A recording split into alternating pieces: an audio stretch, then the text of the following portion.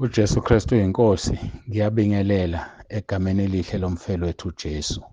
Ngicela ukukhuleka. Nkulunkulu wethu onomusa, ngiza kuwe ngalesi sikhathi. Ngiyakhuleka Nkosi ukuba basizakala abantwana bakho. Sibuke izwi ukuthi owesifazane ugqoka kanjani, uziphatha kanjani enkonzweni. Ngiyacela-ke Nkosi ukuthi ulibusise izwi lakho, ube kanye nathi ngomoya wakho ingcwele. Ubusise naloyo ozolalela ngegama likaJesu ophilayo. Amen. Baba uNsibande okubingelelayo, ngithi uJesu Kristu inkosi. Njengoba-ke kunombuzo noma nomuntu odinga ukucaciseleka, sizobhekisa kakhulu inkulumo yethu kwabaseKorinte bokuqala uchapter 11.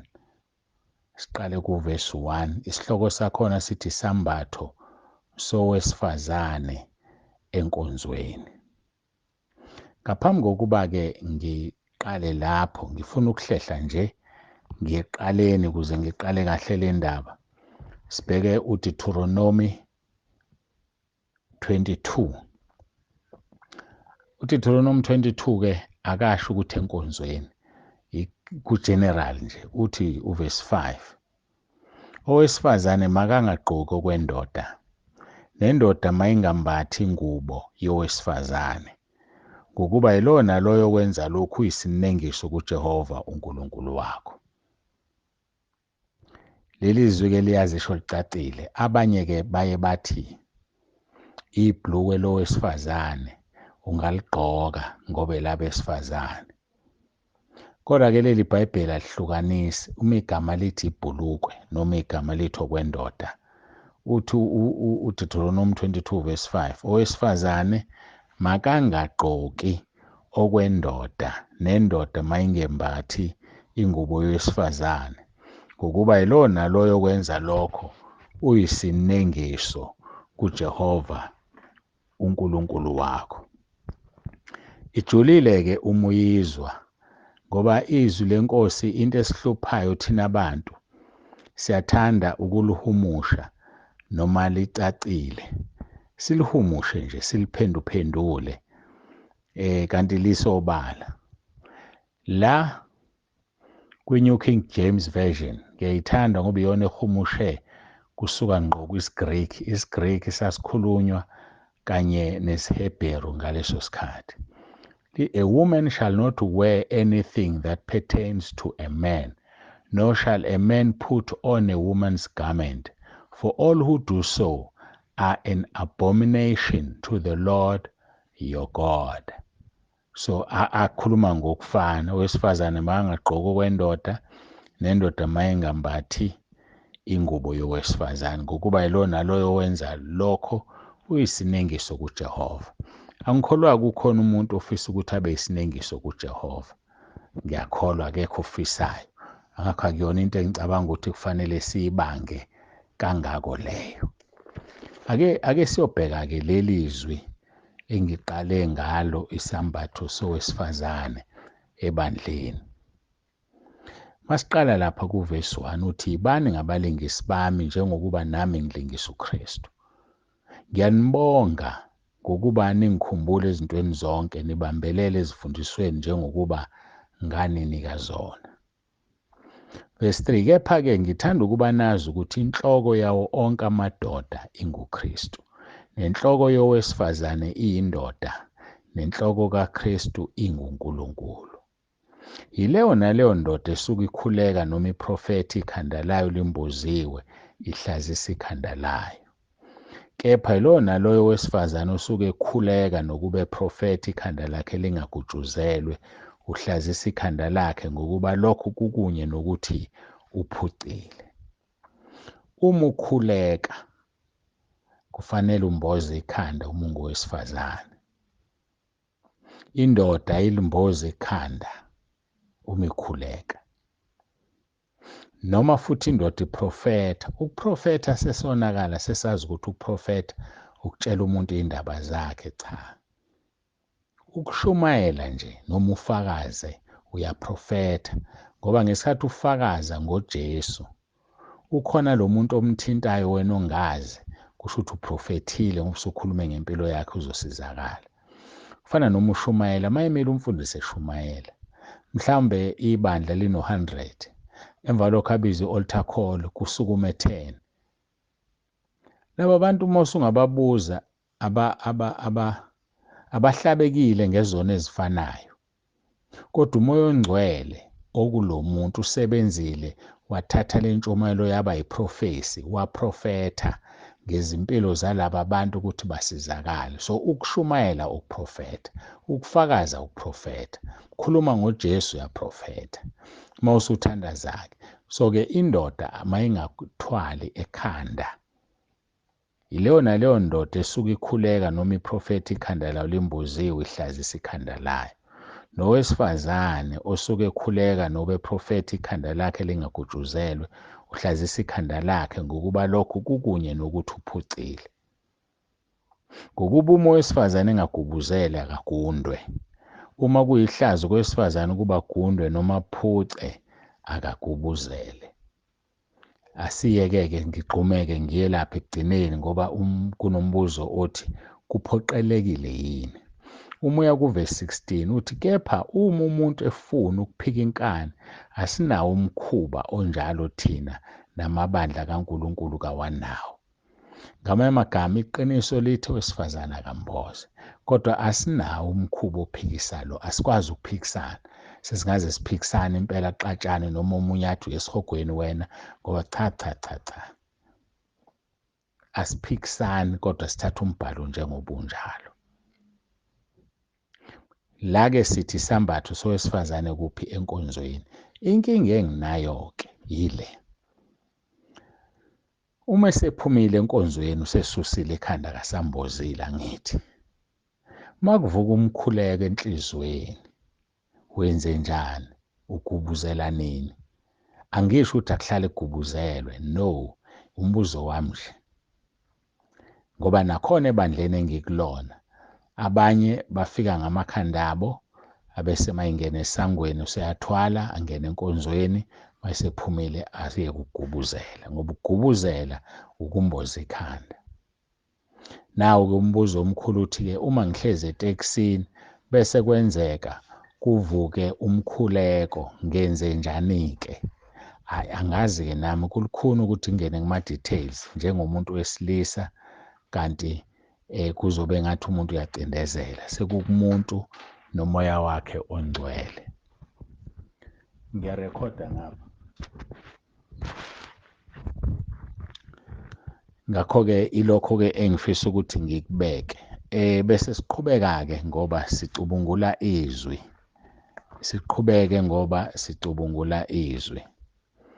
Ngoba umbuzo uqhubekile wathi-ke ugqoka. Umuntu kufanele agqoke ngendlela ehloniphekile, ehloniphisa ini? Umzimba wakhe. Ngoba kukhona lelizwi kuMathewu elithi obuko wesifazane ngeso amkhanuka uphingile naye, uMathewu 5 uvesi 27, nizwile kwathi ungaphingi, vesi 28, kepha mina ngithi, kusho uJesu lo, yilo naloyo obuko wesifazane amkhanuka usephingile naye enhlizweni yakhe.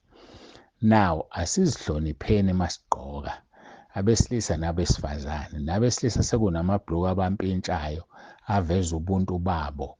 Kurongi ngoba sinemizwa ngokufana nabesifazane.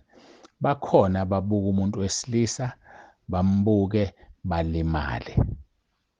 Nawe wesifazane musugqoka ngendlela yokuthi kulimala umuntu wesilisa. Zihloniphe. Zihloniphe, ufihle umzimba kaNkulunkulu ngoba uyithempeli likaNkulunkulu.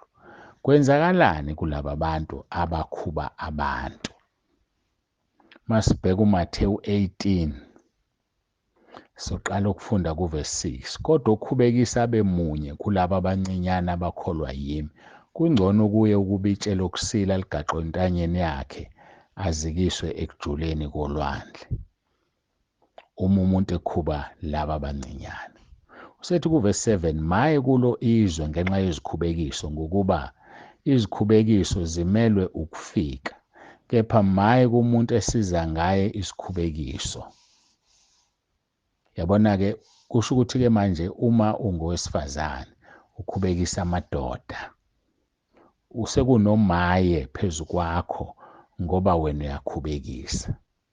Kahle kahle phela ushuthi mangaka amadoda uthi uma ufika ekhaya kade usedrobheni mangaka sekubukile akukhanukele, mangaka sekubukile alala nawe, mangaka sekubukile akungcolisa. Yibona le ndaba, zihloniphe, hlonipheka. Musuhamba ulalwa yiwo wonke amadoda ngoba phela uboni wena, kodwa isibuke yahala, yabuka yakuncoma, yabuka yakuthanda. Selithi-ke usethi uJesu-ke, okhubekisa bemunye kulaba abancinyane abakholwa yimi, kungcono kuye ukuba itshele okusila ligaqwe entanyeni yakhe yazikiswe ekujuleni kolwandle. Uthe uMathewu 18:6, uverse 7 uthi maye kulo izwe ngenxa yezikhubekiso, ngokuba izikhubekiso zimele ukufika, kepha maye kumuntu esiza ngayo isikhubekiso.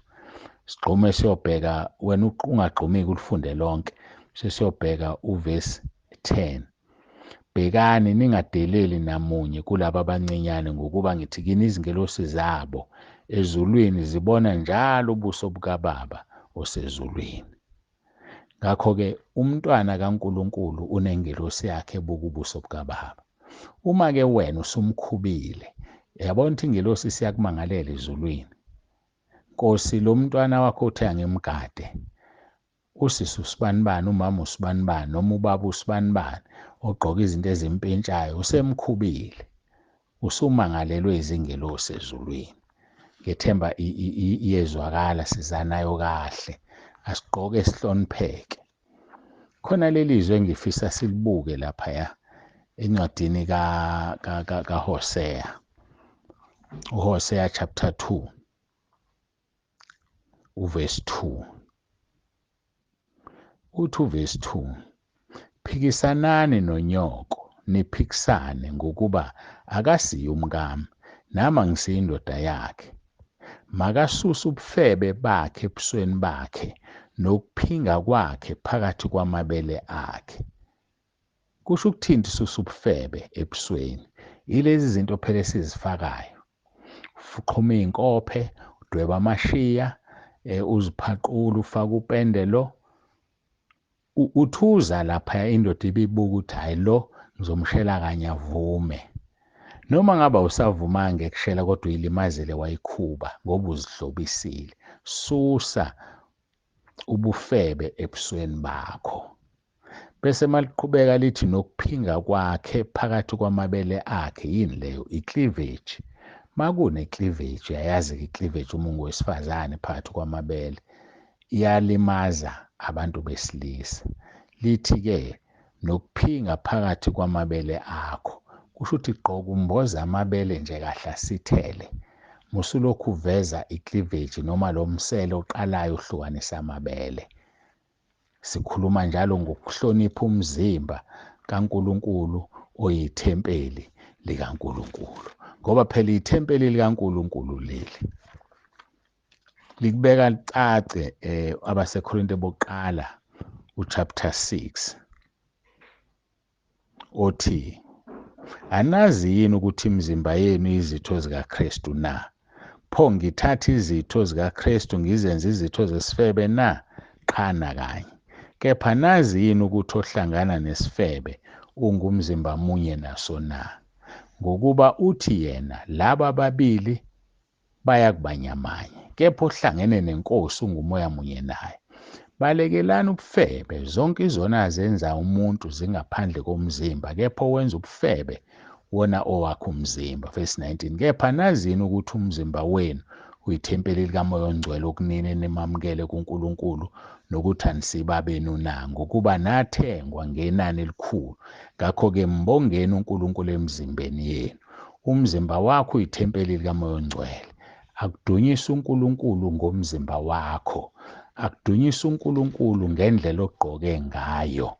Udumo aluye kuNkulunkulu ngendlela obehave ngayo kulo mzimba owunika uNkulunkulu.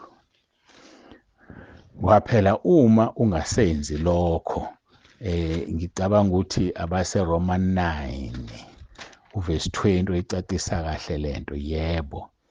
Uthi uverse 19, Usuza kuthini kimi? Usasolelani yena na? Ngokuba ngubani ongamelana nentando yakhe na? Verse 20. Wena muntu, ungubani-ke wena ophikisana noNkulunkulu na? Okubunjiweyo kungasho yini kowakubumbayo ukuthi wangenzelani ngaba njena na? La kukhulunywa ngabantu abazishintshayo.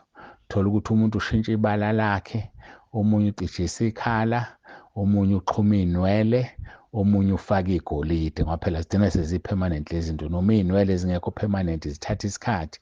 So uyazishintsha, usola uNkulunkulu ukuthi wakwenzelani wabanje. Lithi-ke wena muntu, ungubani-ke wena ophikisana noNkulunkulu? Okubunjiweyo kungasho yikho owakubumbayo ukuthi wangenzelani ngabanje na? Nokuba akanamandla yini umbumbi ebumbeni ukwenza ngesigaxa sisinye isitshe esinye esihloniphekayo nesinye esingahloniphekiyo na? AbaseRoma 9 qala kuvesi 19 uyogcina kuvesi 21. Namanje kunjalo. Ebumbeni linye uNkulunkulu wenze abantu ababili, kulinganise kanjalo.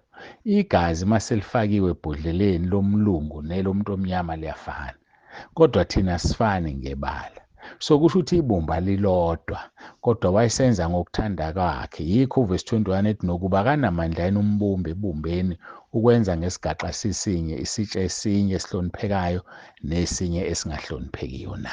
Wena muntu, ungubani-ke wena ophikisana noNkulunkulu? Siye laphaya encwadini kaPetru chapter 3 siqale laphaya kuvesi 1 njengamabomu othi kanjalo abafazi thobelani amadoda enu ukuze kuthi uma ekhona ongakholwa yizwi azuzwe ngaphandle kwezwi ngenkambo yabafazi bawo. Verse 2, ebona inkambo yenu emhlophe sekwesabeni. Verse 3, nangoku verse 3 ngicabanga ukuthi urelevant kakhulu. Ukuhloba kwenu makungabi nje ngokungaphandle okokwaluka izinwele nokokufaka igolide noma okokugqoka izingubo, kepha makube ngumuntu osithekileyo wenhliziyo ohloba ngokungabhubhiyo komoya omnene onokuthula okuyigugu phambi kaNkulunkulu. Ngokuba kade babezihlobisa kanjalo abesifazane abangcwele abamethembayo. Bazihlobise kanjani? Bazihlobise ngokuthi umuntu wangaphakathi bahloba ngenhliziyo, ngomoya omnene nokuthula okuyigugu phambi kaNkulunkulu.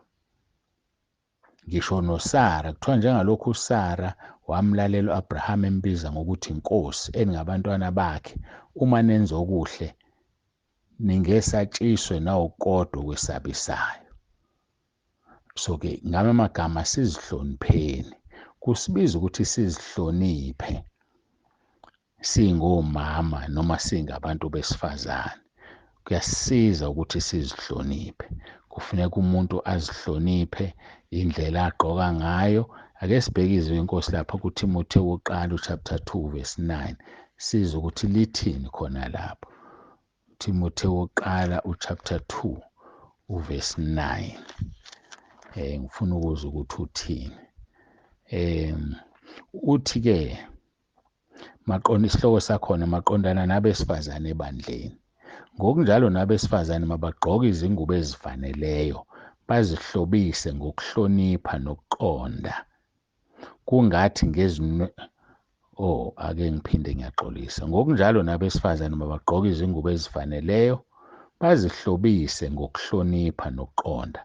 Kungabi ngezinwele ezalukiweyo nangegolide nangamapharele nangezambatho zelineni eliningi, kepha njengokufanele abesifazane abashoyo ukuthi besaba uNkulunkulu bahlobe ngemisebenzi emihle. Hhayi-ke ngiyathemba ukuthi sekuphendulekile. Ube nenkinga siyicacile indaba.